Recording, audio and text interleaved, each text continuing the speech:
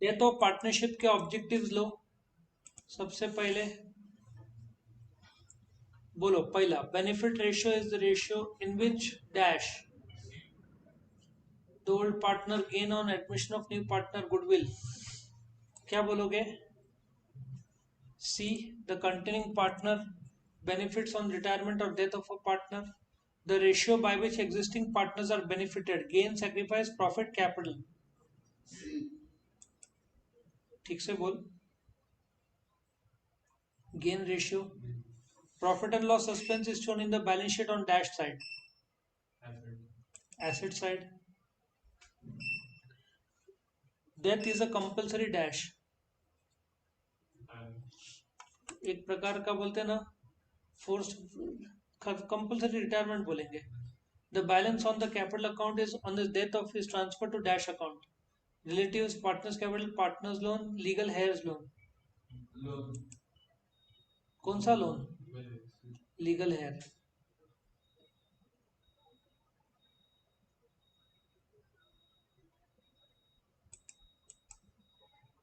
चलो one word low.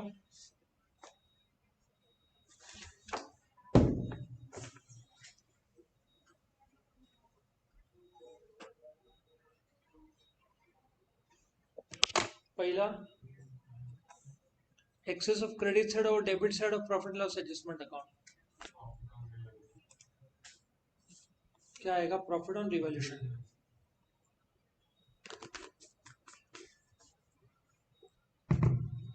A person who represents the deceased partner on the death of partner. Legal heir. HEIR बोलना, HAR ही नहीं, वो खरगोश type होता है, ठीक है ना। HAIR मतलब तुम्हारे सर के बाल। Accumulated past profit kept in the form of reserve. General reserve बोलो। रिजर्व फंड इन्वेस्ट किया जाता है, जनरल रिजर्व बोलो।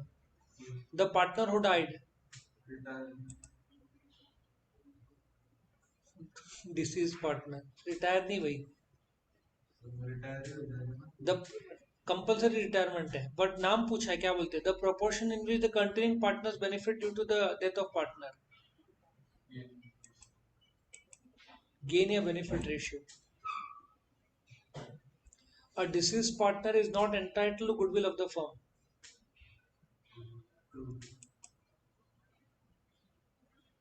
क्यों गुडविल नहीं मिलेगा उसको? उसने काम किया है, गुडविल तो मिलना चाहिए उसको। जब तक डेथ हुई तब तक तो हकदार है वो गुडविल का। A deceased partner is entitled to share his general reserve. क्यों मिलना चाहिए उसको? जनरल रिजर्व भी मिलना चाहिए। एक minute, not entitled to goodwill of the firm, ये मेरे को चेक करना पड़ेगा क्या है। आगे बढ़ते हैं। If goodwill is written of disease partners capital account is debited.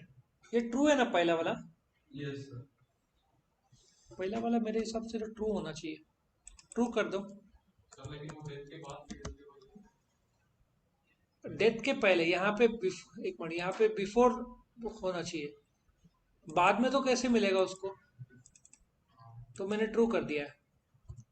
If goodwill is written off a deceased partner's account is debited. False. क्यों? रिमेनिंग ये एक्चुअली ट्रू, पहला करेक्ट है। If goodwill is written off, तो logic क्या है? Remaining partners को debit क्यों किया जाता है? अभी उनका कैपिटल कम कर रहा है क्योंकि उनको बेनिफिट मिलने वाला है ना भविष्य का, वो लॉजिक है। After the death of partner entire amount due to deceased partner is paid to legal representative of the deceased partner. Last का falls. For recording to profit loss, the profit and loss is operated.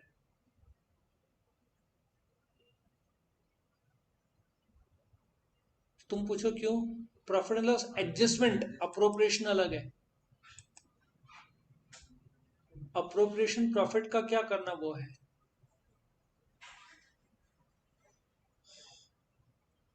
Deceased partners executors loan, deceased partners executors account is shown on the dash side of the balance sheet. Liability side. On death of partner, ratio in which the continuing partner get more share of profits in future is called as deceased partner share of profit up to the death is known on, is shown on the dash side of the balance sheet. याद है ना, पेनल सस्पेंस, benefit ratio is equal to new minus old.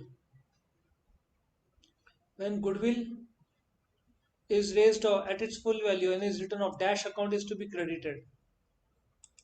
किसको credit किया जाता है? Goodwill account is to be credited. Goodwill पहले डेबिट होता है, फिर गुडविल को क्रेडिट होकर पार्टनर्स को डेबिट होता है. One sentence, gain ratio is new minus old ratio in which general reserve is distributed on death. Of course, normal old profit sharing ratio. To whom you distribute general reserve on death of partner?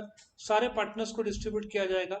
How death of partner is compulsory retirement, because after death वो काम नहीं करेगा, तो disease partner को एक प्रकार का compulsory retirement बोलेंगे. To which account profit is to be transfer up to death of his death, legal heir को ट्रांसफर किया जाता है. तो यहाँ पे खत्म हो जाता है. करेक्ट.